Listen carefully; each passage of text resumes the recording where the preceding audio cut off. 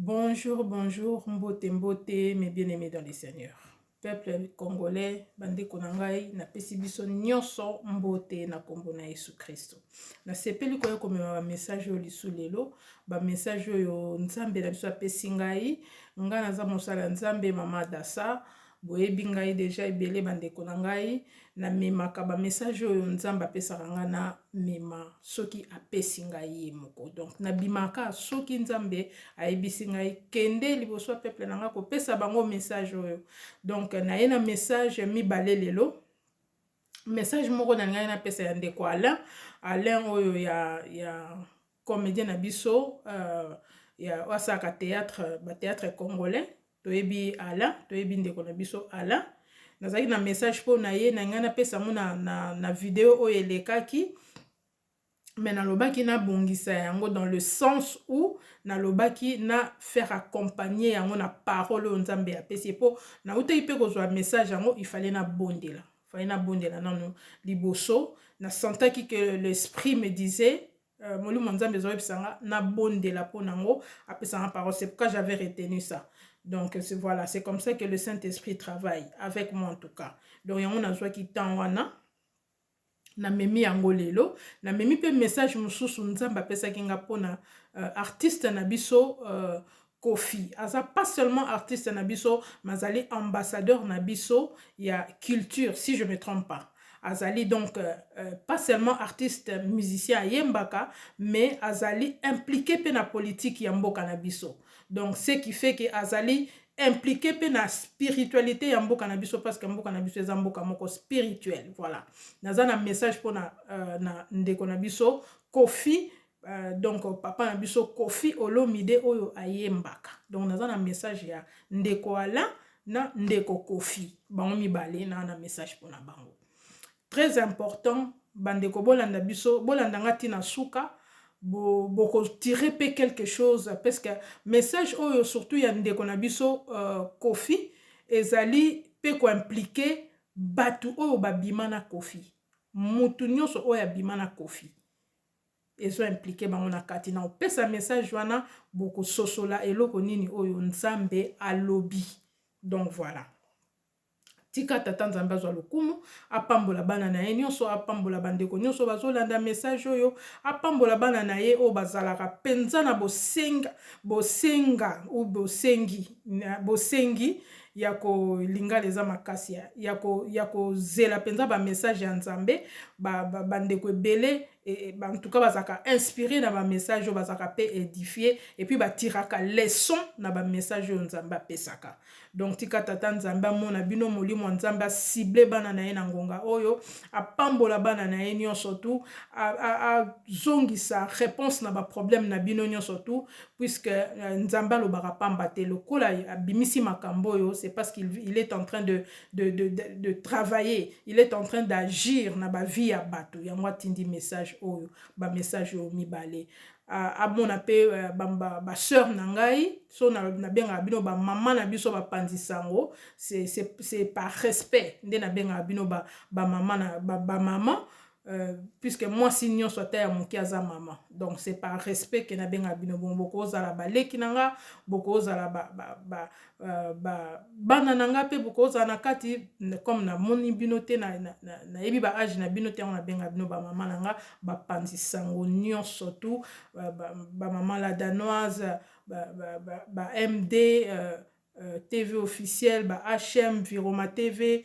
bino nyonso tu ba maman international, nzambe a mona bino. A inspiré bino lisusu mingi pona ko mema ko fungo la communauté misu bozana part na bino pe ya responsabilité. Tika tata nzamba pambola bino. Donc voilà nzamba za na biso, vraiment Saint-Esprit a pesanga sagesse ya ko délivrer message oyo. A batela biso Yesu Christo, a batela biso bandeliti suka ya message oyo makila na Yesu Christo et batela biso na ba misu ya mabe na ba attaque na bato ba zelaka o ba vandi na sima ba téléphone na bango na sima ba écran na bango pona ko zela pona ko bundisa ba message oyo tata nzambe azotindela bana na ye. Nga peut-être na yebi bino te mais nzamba yebi bino moko. Ne vous inquiétez pas. l'homme récoltera ce qu'il aura sémé. Nzamba ayebi bino très bien, ayebi musala o bozo sala ya mabe, ayebi moko moko. Nga nazaka na miso ya moto, me ye amonaka nyonso tu. Tika tata nzamba mona pe bino. Amen. Donc voilà, tobandi message na biso. Naso pesa message ya ndeko na biso ya papa ale na biso oyo ya théâtre.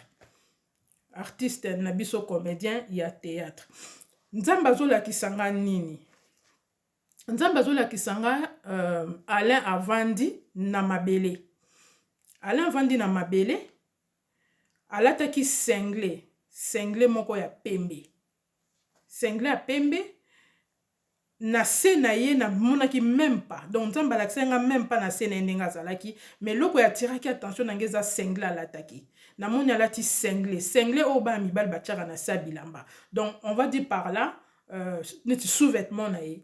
Sengle ezaka na se bilamba.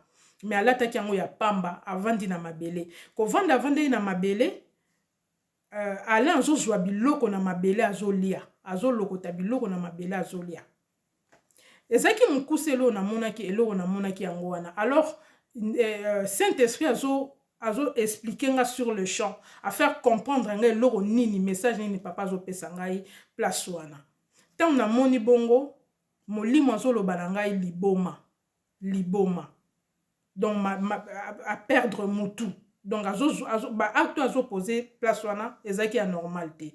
Donc avant dina se abimine lamba oyo nzamba zaki spécifique ya kolata alingaki te message za na confusion alaksanga neti mutaka non soki nzamba la kisio mutaka eza message mususu mais message on nzamba pesa ki yona ya sengle kolia na se kolia neti na fulu ezali message ya liboma. Alors na fungoli misu na comprendre loko nzamba ebisi ngai na bondelaki, mais comme na yote kozwa message wana yango na lobaki na uto lobane bandeli, fallait que je prenne le temps ya ko bondela po na ye. Ensuite na ya ko pesa ye message suivi na parole oyo nzambe apesiye na maloba na ye. Donc message à papa ale yango eza mukuse mais eza munene puisque il s'agit de sa vie. Il s'agit d'une vie ya papa mobimba ya mukolo, peut-être azali même à sa père ya famille, peut-être azali ndeko ou yaya ya baleke belé, peut-être aza responsable na famille na ye. Et nzamba zola kisa que na vie na ye il y a décret, il y a déjà un décret o eza liboso na ye oyo ekobeta ye na mutu. Nzamba zo pesa message na ye comme quoi na vie na ye nenga zo tambola eza na sentence moko ya liboma. Eloko moko oyo ko belisa ye liboma, eloko moko oyo ko faire perdre mutu na ye. C'est pourquoi nazongaki nalingani na zwana nutana yo kamaka nzamba oyebisanga et nzamba confirmer nga kutu lisusu si je peux lui donner ce message. Alors nzamba pesi ngai message pona papa Alain. Nzamba lobi na ngai boye apesi ngai parole na ye na Esaïe, na livre à Esaïe 31. Esaïe 31 zo ebisa biso boye. Maloba oyo nazoloba eza maloba oyo nzamba pesinga. Tango ngai na koti mabondeli pona yo ke loko nini nzamba zoloba na ye. Pourquoi eloko ane ninge komela ye? Pourquoi eloko ane eza na nzela na ye? Pourquoi eloko ane eza prévu pona ye? Nzamba zoloba na nga boye. Esaïe 31, verset 1. Malheur à ceux qui descendent en Égypte pour avoir du secours. Maloba nzamba binanga wana. Na bandeli lisusu. Esaïe 31, 1. Malheur à ceux qui descendent en Égypte pour avoir du secours. Pour y avoir du secours. Soto sosoli maloba o bien tenga na kokota muke na o ngai na comprendre et makambo nzamba faire comprendre ngai ndeko Alain ye moko azali bien placé, mieux placé pour na oyeba makambo nzamba oloba na ye. Ya leki même nga puisque c'est sa vie. Ye mtamena ka vie wana, ce n'est pas moi. Mutamena ka vie wana eza ye ezanga te. mais ngai na comprendre kaka na o nzamba alobeli ngai. Nzamba alobi malheur. Tant nzamba zo ba malheur à ceux, malheur na batu oyo bakitaka na Égypte pona kokende kosenga secours, pona kokende kozwa secours, pona kokende kolela secours. Malheur, liloba oya malheur yango wana nga na monaki na nzoto ya ndeko Alain. Oyo elingi komeleza malheur. Po soki mutu abungisi mutu na ye, mutu ya mutu yango dirijaka via mutu. Mutu akoza na nyonso mais soki perdre mutu na ya perdre ba sens na ya perdre mayele na ye. Aza sous utilité. À perdre saveur na ye. Donc eza vie mobimba à perdre. Akomi ye ba lisusu te. Alors comme on mona makambo batu bazo mona te, alors comme on loba makambo batu bazo comprendre te, alors se comprendre suna mute po rozala spirituellement rozala lisu na mokilité dans otika loko aposwa pamba. A otika la loko a mutu moko épave moko boy. Oyo azawana mais il sert plus à rien. Po na nini po ba longoli bo mutu na ye. Biloko oyo nzamba lobi na parole oyo, je pense que natikeli yango ye monde kwa Alain. Ye moko asosola yango malamu. Asosola pourquoi nzamba lobi ne boy. Pourquoi nzamba lobi ne malheur à ceux qui descendent en Égypte. Malheur wana eza malédiction. À ceux qui descendent en Égypte, Égypte eza nini. Na nginde kwa Alain ye moko. Ceux qui vraiment za mwana nzambe, a on met ma parole on a message oyo et si ka bonde la rapport bonde la bien. Potuna mosali ya nzambo abondelaka na ye nzamba so alobeli nga boye pona nini maloba oyo elingi olakisa nini eza na makambo eza caché na kati ya maloba oyo soki asosoli yango ntango akososola yango akomprendre loko nini nzamba azoloba na ye et c'est par là oyo ezali solution nazopesa ye napesi message napesi ye na solution napesi yebi nga nazoconseiller nini oyo ya kosala. En fait, azo obligé, mais s'il veut, il a délivré un message.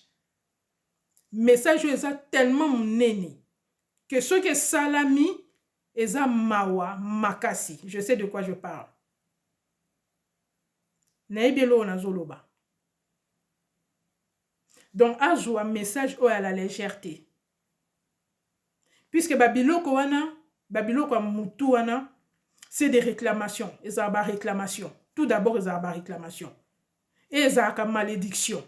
Dans tous les deux sens.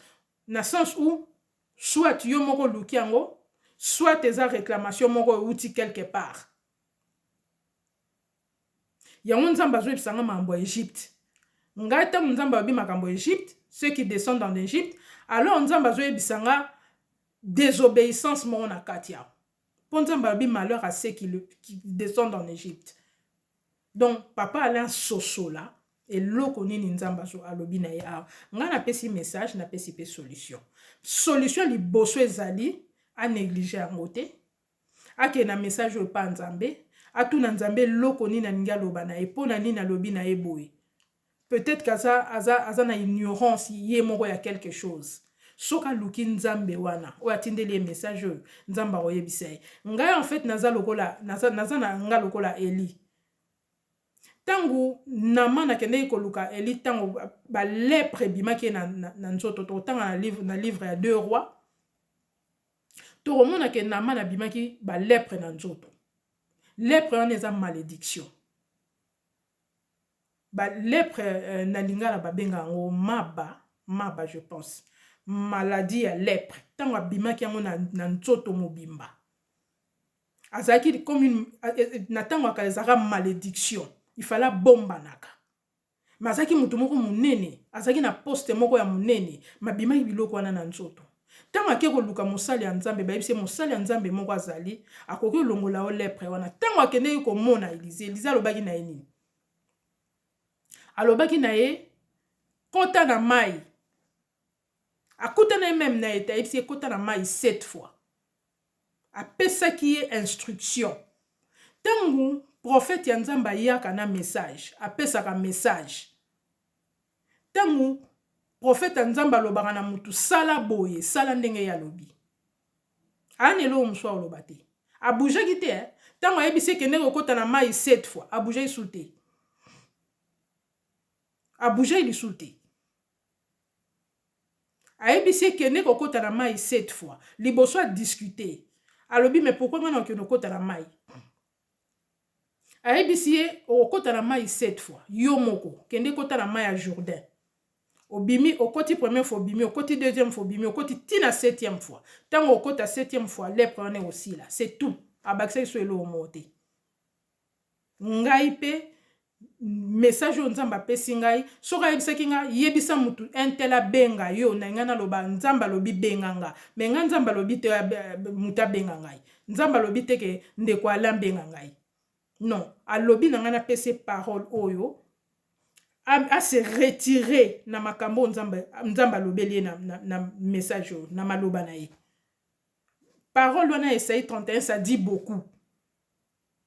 Akende nango esiko ya sambelaka akota luka nzambe na ye sérieusement nzamba lobi te ka benga ngai mais nzamba pesi instruction ya ko se retirer yango nga soki na ye na lobi nzamba lobi longo esika wana na pesi message na ebisio nzamba lobi tika bo c'est ça kisi nyonso yango wana il faut obéissance il faut yoka oyo nga na lobi soko yoki oyo nga na lobi te tu fais comme tu veux. Osali ndengo lingi soki likambo ekomeli yo après ngana sina lobaki na pesi pe solution yango wana solution ezali te na bando luka yo to bando sambela ce n'est pas ce que Dieu m'a dit solution ezaka soki olongwe osali ka o ngana lobi donc yango na nzamba ebisinga ozwi solution tant nzamba lobaki na bandeko na biso mususu bolongwa bozonga na théâtre te et si le longo na théâtre solution yango wana longo na théâtre okeko luka nzambe yo moko nzambe akoyebisa o suite ya makambo osala de ma part ngana pesi instruction ya nzambe c'est ça elo mususu osala ezate ngana pesi instruction voilà message ya ndeko na biso Alain yango wana donc maladie ya liboma ezozela ye liboso maladie ya liboma ya mutu po soki nzamba la kisinga sengle eza en fait loko abiso basi eza loko lo bimi libanda na soutien na yo OK otambola libanda na soutien to tambola libanda na soutien so tambola libanda na soutien comme liboma c'est fini donc nzamba azwaki apesaki ngai signe wana ndenge moko neti biso basi to lataka ba soutien c'est un sous-vêtement abimi nango libanda ya ki avandi na mabela bandi ko lia biloko azolokota biloko na sa zolia mutu amalonga mutu amalamu alataka bilamba bilamba c'est eza identité en fait elamba eza identité elamba ekopeso identité elamba ekopeso message o nzamba lobi so nzamba lakisi yo forme ya elamba moko bo tu vas comprendre de quoi Dieu parle bilamba ya mutu faut ezala bien il faut ezala propre ngamoko nzamba lakisa nga ndenge nini faut nalataka na okoma na makambo bilamba na message ya Kofi ya papa na biso Kofi. Et ça très important. Donc elamba eza identité. Soki okomo bimana bilamba olataka na se, oh il faut bomba na miso abatu c'est qu'il y a un problème. Donc voilà, ndeko na biso Alain aluka yemoko nzambe na yakuta na nzambe na zwa parole oyo akene nango kaka isika ya sambela. So pa sambela yemo na nzambe nzamba za partout. Donc nzamba koyoka aluka yeba makambo nini nzambe soki emoka luki nzambe puisque nga maloba nzamba pesinga yango c'est ce que j'ai délivré. Donc na koti na message na biso sikoyo ya papa na biso Kofi. Voilà. Bandeko nazolobela message nazo pesango na Kofi, nazo pesango pe na batu nyonso babima na Kofi. Eza très important. Nzamba zoloba na ngai boye makambo nazoloba nazoloba makambo musunite nazoloba pe kutu na Kofi o ya physique te nazoloba pesa message na Kofi spirituel Kofi ya molimo nazokoma na faire comprendre bino batu bobima na Kofi na ye moko pe papa Kofi nzamba kosala nzamba lobi ba message nyonso na kopesa nyonso kokota na banda kwa batu o ya tindeli c'est lui qui s'en charge. Message yo kokota ata mutu apesi yango te Kofi ozwa message nzambe azolobela Kofi en tant que créature na ye nzambe azolobela Kofi en tant que ambassadeur ya culture si je me pense pas ya mboka na ye Donc Kofi azali impliqué na politique ya mboka na biso, Kofi aza impliqué na culture ya mboka na biso, Kofi aza impliqué lokola artiste oyo aso influencer peuple na ye. Donc Kofi aza lié même na spiritualité ya mboka na biso. Et alors Nzambe ayebisinga boye. Nzambe azoyebisanga na voix audible na lali, Nzambe azoyebisanga Kofi aza na une très mauvaise sémence. Voilà. Mon Nzambe alobaye nanga. Aza na une très mauvaise sémence. Ah nazo lobela Kofi ndekwa mutu te, papa mutu te, nazo lobela Kofi comme créature ya Nzambe na bandeli. Pona ba fanatique, soki bolingi bolamu na ye, botika Nzambe alobala Kofi. Botika Kofi auka message. C'est pour l'aider, c'est pour son âme. Nzamba zo banga Kofi aza na sémence mabe. Aza na sémence moko mabe. Nzamba lobi nanga enseignement. Nzamba ona zo tanga zo kanga. Aza na une très mauvaise sémence. Et puis Nzambe afungoli nga miso na bandi komona Kofi azo kote la bana basi comme un mari de nuit. C'est pourquoi nabi nazo bela Kofi spirituel. Nzamba zo banango moni basi oyo, basi ebele bazali, bakuta na Kofi te, bamona Kofi te, mais Kofi abimelaka bango, Kofi abimaka na bango comme un mari de nuit. À part que abimaka na basi mususu physiquement, donc nga nazo ba makambo eza spirituel. Donc abizaka na basi ebele comme un mari de nuit. Nzamba la kisingelo kwana.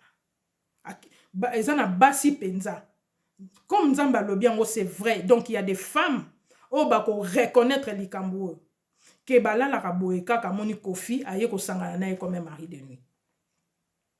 Et Nzamba mandi ko lobananga ke azana une très mauvaise sémence et na beta trompette na mutu nyonso oya bima na Kofi. Soki azwa délivrance na ye na likambo yo, gloire à Dieu. Soki azwa nanu délivrance na ye te.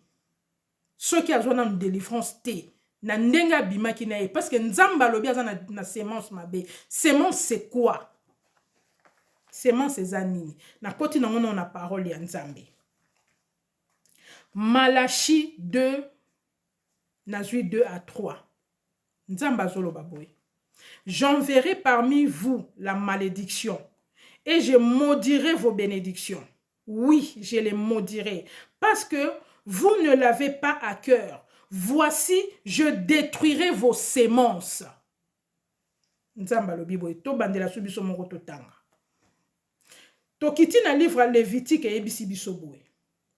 Lévitique 18 22. Tu ne coucheras point avec un homme comme on couche avec une femme. C'est une abomination. Donc na miso Nzambe oza en abomination. Pour la nini na lobi makambu oyo, ya tu ne coucheras pas avec un homme. Papa Kofi e moko ayebi. Ayebi pourquoi Nzamba lobi ne apesi verset à Lévitique 18 22. Nzambe mutapesi yango na Malachie 2 2 3. Nzamba zo lobi la sémence na ye. Sémence ya Kofi. Sémence ezani ni bandeko. Sémence ezali ba œuvre na yo. Sémence ezali oyo yo zanango. Na kati na yo. Et sémence oyo azanango na kati na ye eza tellement malamu te que oya posé epai ya batu. Oya posé na banzoto ya batu. Et tikali e bomi batu wana na kati na bango. Et détruire na kati ya batu. Et détruire ba avenir. Et détruire ba étoile. Et étouffer ba étoile. Et étouffer ba succès ya batu. Étouffer ba vie ya batu, progrès ya batu ebele. Makam nazolo ba o ezali Nzambe mutalobian. Soki mutu moko azo reconnaître, to mi balé. To moko kaka. Am na ye eza sauvé.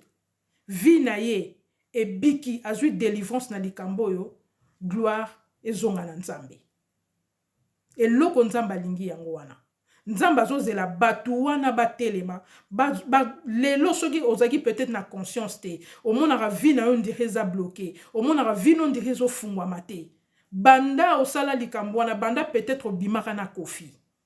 Nzamba zolobela bato babimaki na ye moko Donc nzambe azobenga Kofi à la repentance.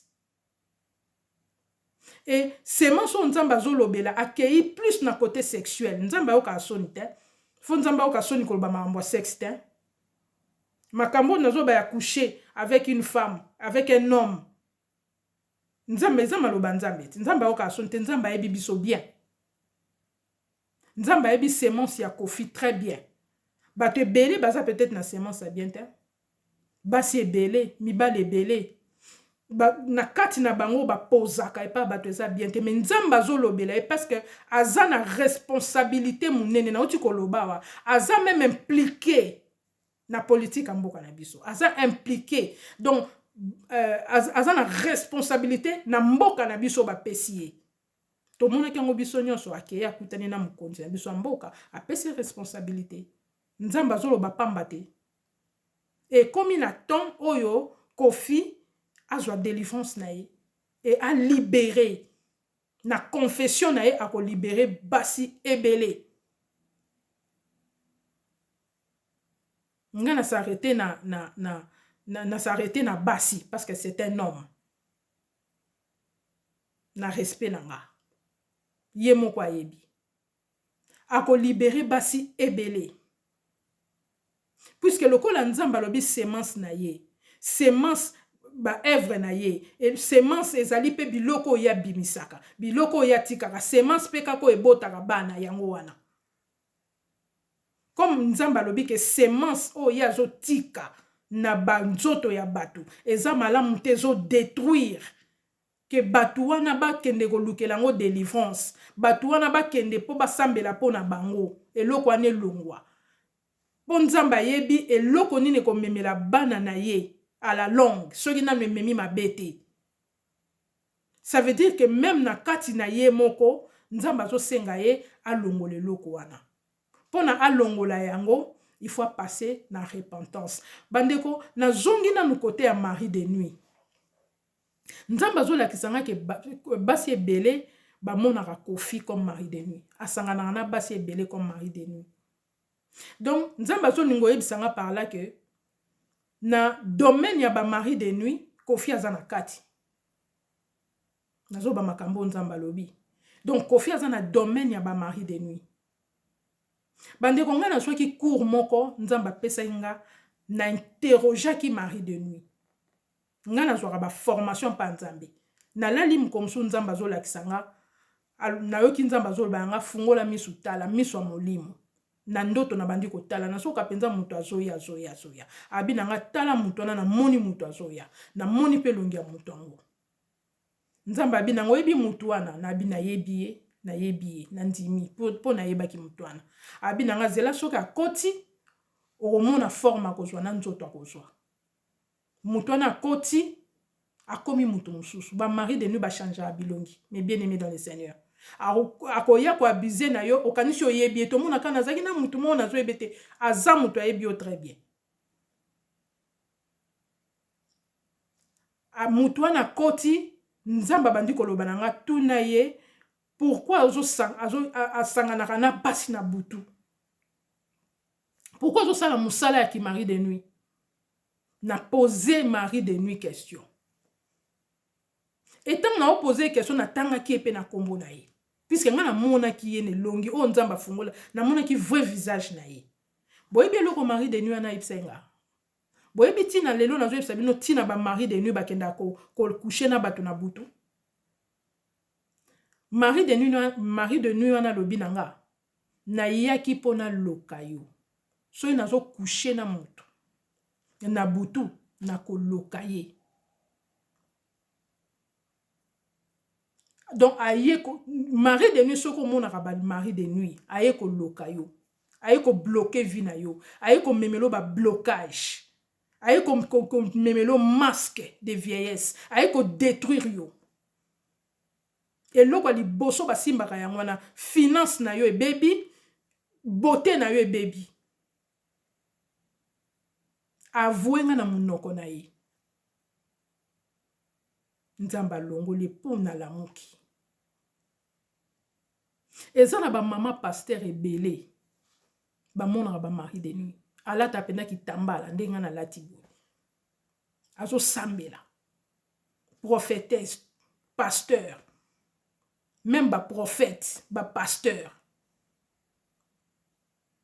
ba monaka ba femme de nuit ba mari de nuit malgré que alobi azo sambela ako sambela silisi akambi na église ake na ndako alali na buto amoni mari de nuit amonaka ba mari de nuit chaque jour bana ebele ya nzambe bazo souffrir makambo ba mari de nuit ba femme de nuit ba vie na bango eza bloqué et blokaka vie mobimba et memaka pe ba problème mais même so boza en couple et memaka ba problème ebele ba mari de nuit na ba femme de nuit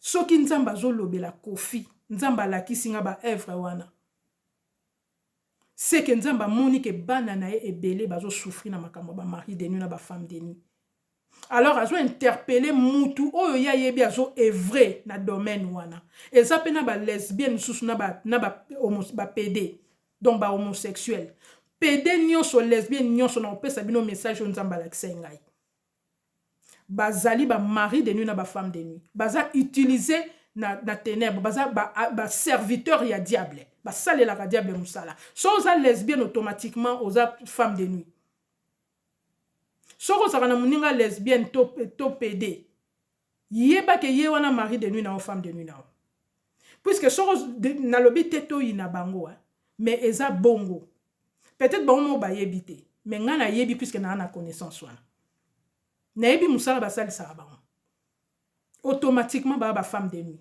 na ba mari de nuit na sina pesa même message oyo ya ba lesbienne na ba PD nzamba la kisenga yango mais na ko recommencer message wana bien pour n'expliquer bana nzambe bazo souffrir na makambo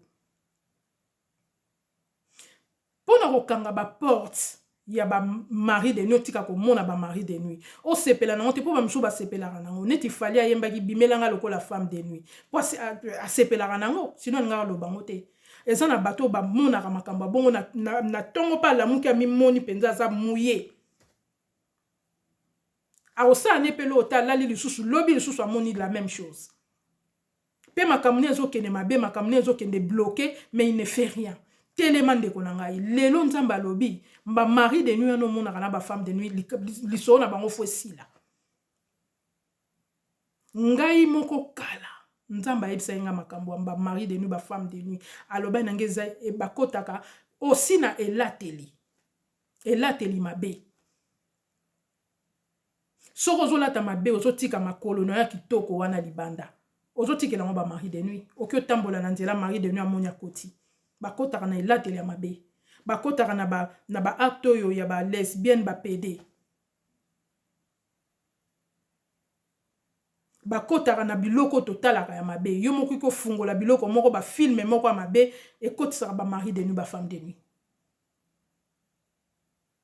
ekotaka mingi na ba acte obiso moko topozaka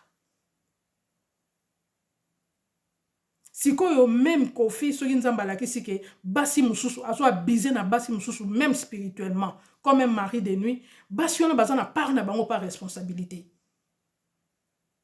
po na nina okende pa mususu pa ba mususu ayete ba mari de nuit ba femme de nuit ba yaka mingi po ba femme de nuit lesbienne pe baza abizaka na basi ba mari de nuit PD pe baza bato balala mutakala bato balala mutakala nzamba sa alakisa biso na groupe tozo bondela mama na biso moko na groupe amona makambo wana amoni na buto alali nzamba bandi ko latise ba kola na bakisie kola bakisie cycliste na lobi na ba mama te boke olata ba cycliste eza message